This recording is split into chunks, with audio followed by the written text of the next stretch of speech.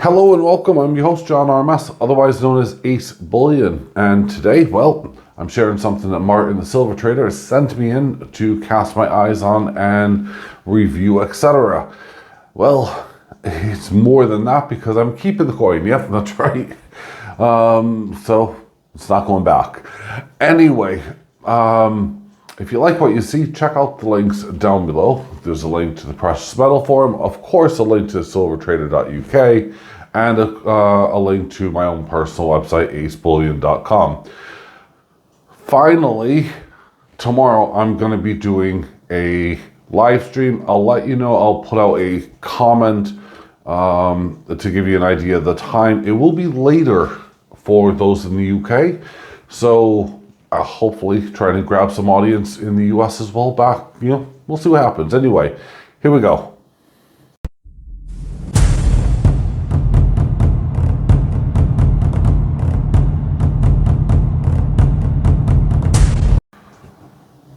Okay, so if you can see from the above, we are talking about Cybele, and the lion goddesses. It's a 1 ounce here, bit of silver, and I think this is where I might mix things up, but I think this is actually number 3 of a series, and I actually have the series next to me, so I'm going to be bringing it up and sharing it with you guys. Here we have King Charles with a £1 denomination and the date of 2024, yeah, absolutely fine. East India Coin Company here that are doing it, or East India Company.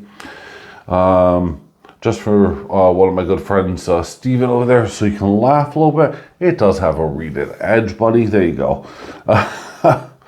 Anyway, so this is Cybele. Now, she is kind of known as the mother of gods, basically, or god of all things, that are living on Earth. There's a whole bunch of kind of mixed emotional, or mixed and contradicting or adding bits of, mythology, both Greek and Norse, and it's a little bit kind of confusing. Essentially, Cybele here, always seen, in the background with at least 2 lions, is also known by many other names. I mean, I think one of them was Rare, I featured that ages ago. Yeah, she was born a hermaphrodite. Anyway, the gods were scared by that. They cut off the male genitalia, thrown it in, on Earth. It grew into an almond tree. Her son, an earthling, picked it up. These almonds. Yeah. And anyway, a son was born. There's a whole bunch of controversial, confusing things. And it's interesting at the same time. I mean, it kind of made me laugh. Now, on this coin, you're not actually going to see much of Cybele because I think there's too many depictions of what she looks like. And, the goddess is actually referred to as a she, despite being originally a hermaphrodite. And I'm clarifying that for my son. Some really ferocious lions here at the, up front. She also has some lions next to her on the throne there, and absolutely stunning. The design, the execution, etc. I think this is a chariot of some sort. She's getting pulled by 3 lions here, and could you imagine that kind of wicked, awesome power? These are limited to just 10,000 worldwide, which actually for a normal coin, actually I'm looking at the price now, it's not bad at all. 1 ounces, I mean, at the moment I've been paying quite a bit because I've been buying some premium stuff, but this is, I guess, on the stacker stroke collector premium side. Definitely, not just pushed away to collectors only. So it's within your budget.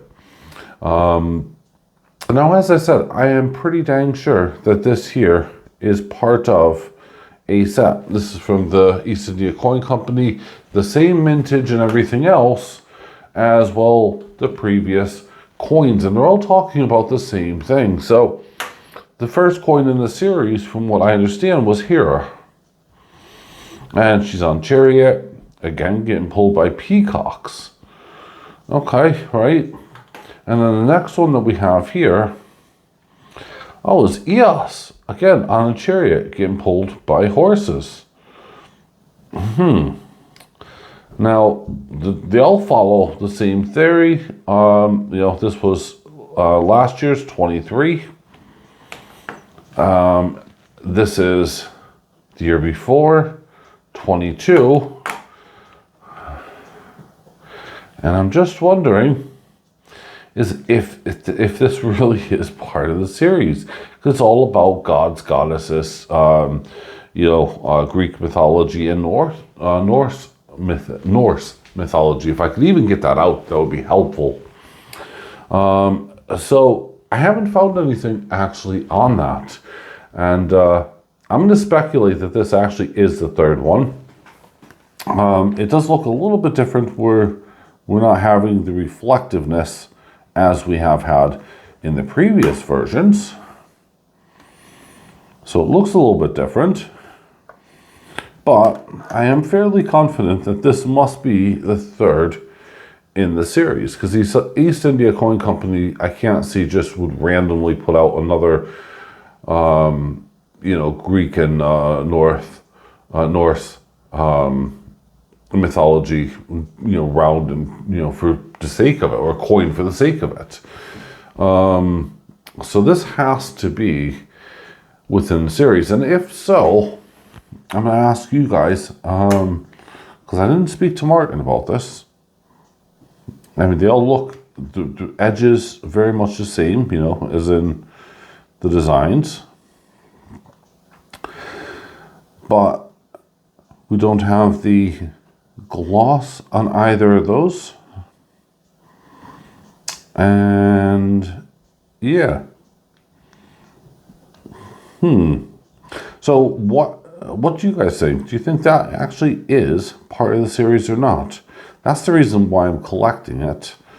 Whether or not it is or isn't, I'm just going to show you the first one here as well.